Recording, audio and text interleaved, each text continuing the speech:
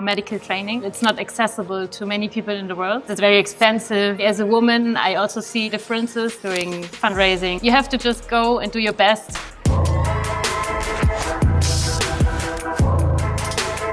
Well, I feel great.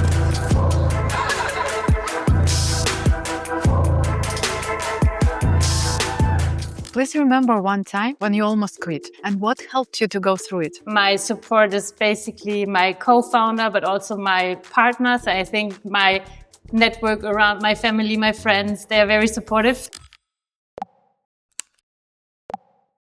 And if I wouldn't have that, that's something, where I couldn't move on.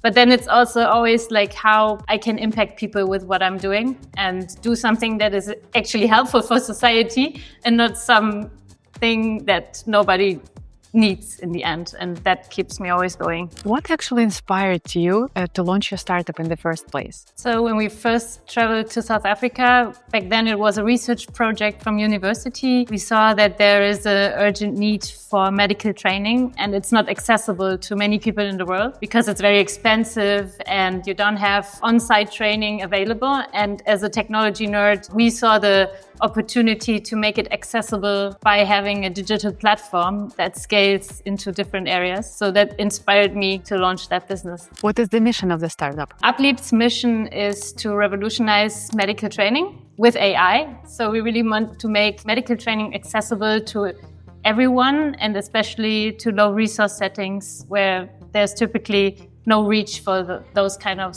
technologies. And what is the hardest part of being a startup founder for you personally? By being active in emerging markets, people might not see the opportunities. And especially as a woman, I also see that there are differences. I mean, especially investors, they're like male.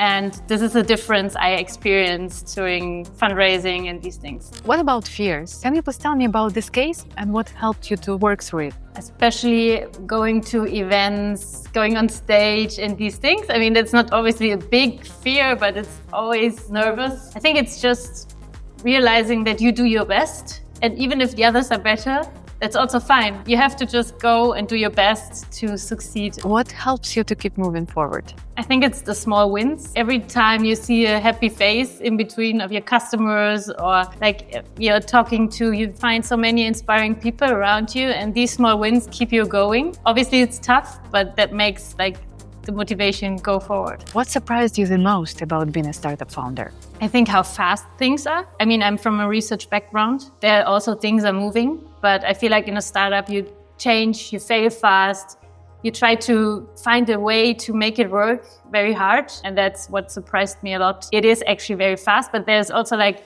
a lot of energy around you and people, they really want you to succeed. If you could give one piece of advice for your past self when you were just starting this business, what would it be? I think it could be like fail even faster, like try to iterate as fast as possible, get opinions, get feedback even faster than we have been doing recently. Be bold, try to be myself, have as much as fun as I can, be persistent and to really believe yourself in the vision and then you can convince others that this is something to go for. If we, Aurora Tech Award, could make you one introduction, who would it be?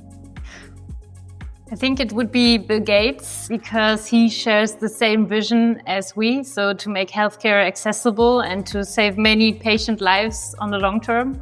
And that's what we also do. And he would have the best network to spread our solution. Maybe what I would answer to that.